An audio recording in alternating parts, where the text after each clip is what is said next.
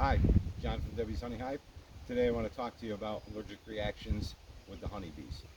We had what do you want to call it, instance here about a year ago, and Debbie works with the bees. I work with the bees, but Debbie is lucky she don't get stung that much.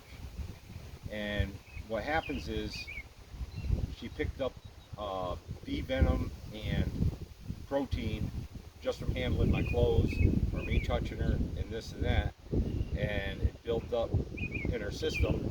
And when she did get stung, she went down, and I EpiPenned right away, and a little trip to the hospital, about 2.5 hours down there.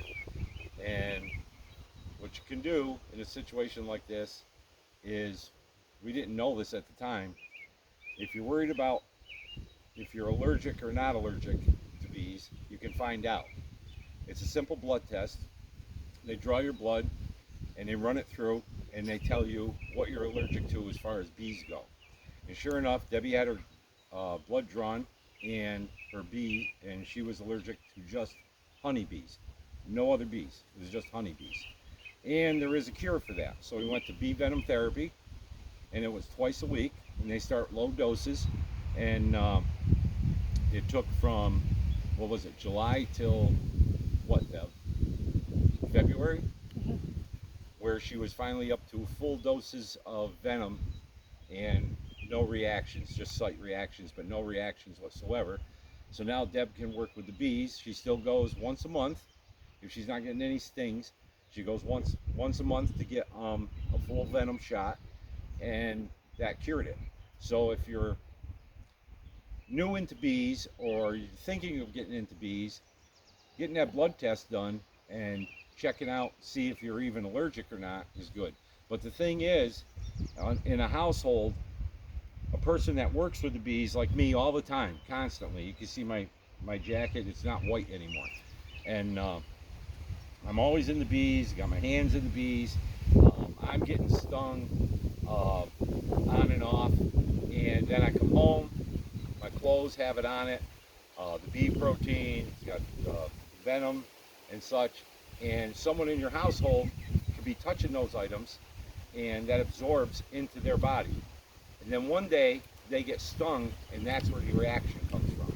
It's pretty normal under conditions of a commercial beekeeper or somebody who does a lot of hives like we do, and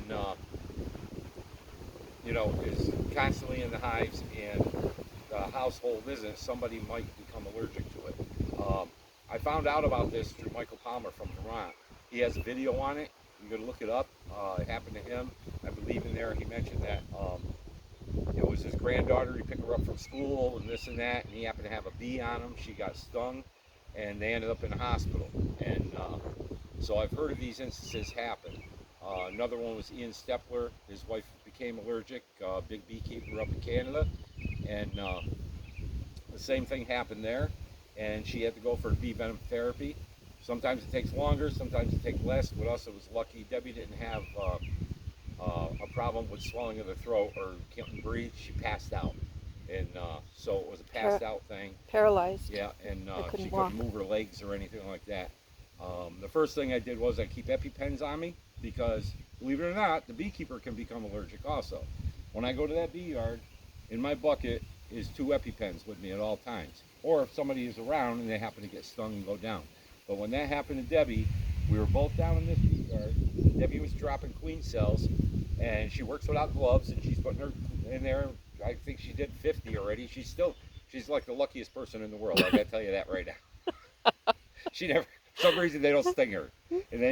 And the way it happened was, she goes, "Oh, I finally got stung," and she goes, "I'm gonna walk away for a minute, because smoke the sting area and stuff, but the bees get a little nuts and stuff." So she walked away, and I'm still working, and I'm down in the bee yard working, and all of a sudden I hear, "John, I can't walk." I look up to where we are now, and there's Debbie, took a little bit of a circle, and down she went. I run up and didn't have the EpiPen on me, had to go in the house, get it. I shot her with the EpiPen, got a hold of 911 because I didn't know how much further this was going to go.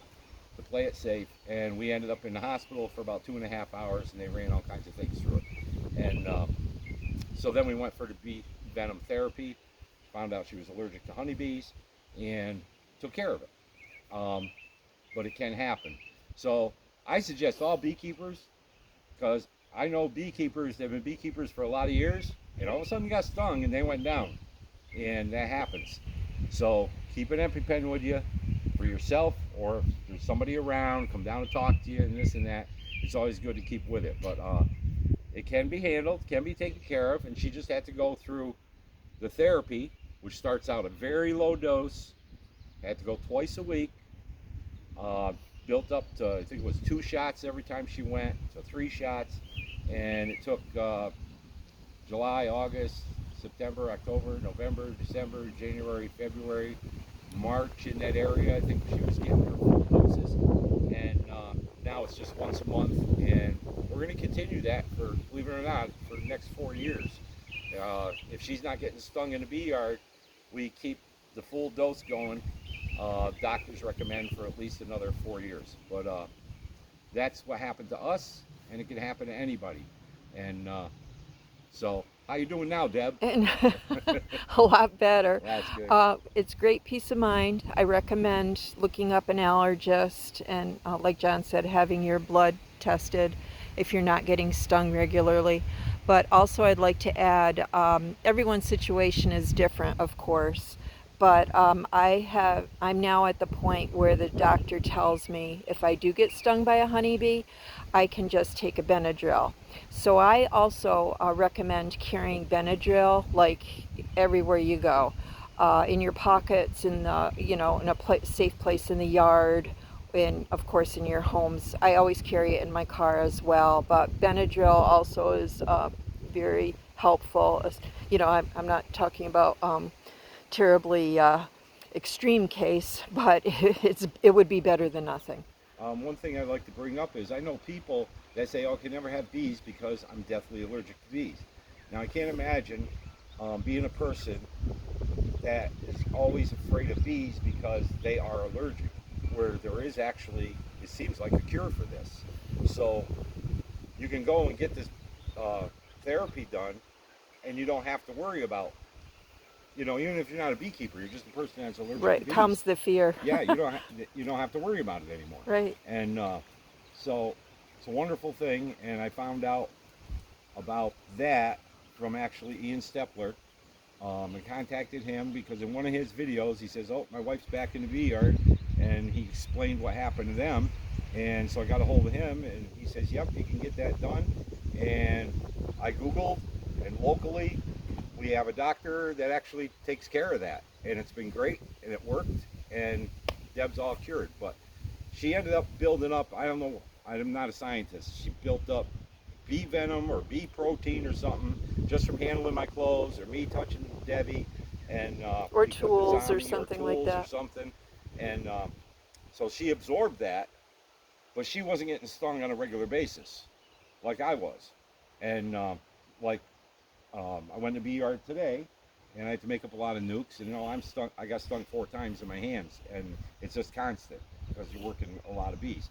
But Debbie hasn't been stung, so she goes for the therapy, and now it's down to once a month. So you can look more up into this than what I'm saying. I'm just going from my personal experience, and just want everybody to be safe out there and know what they're dealing with. And when it comes to young children and stuff like that, I wouldn't have them around hives or anything unless they're fully suited and such like that. And adult supervision. Yeah, supervision and stuff like that. Mowing around your bee yards, be very careful. You can have a calm hive, never a problem. You go down, work with your bees, you get the lawnmower out.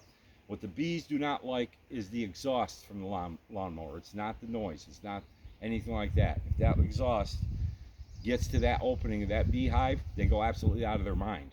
And I got beautiful bees down there, but I got to mow in between them, and I hit fast when I go through there.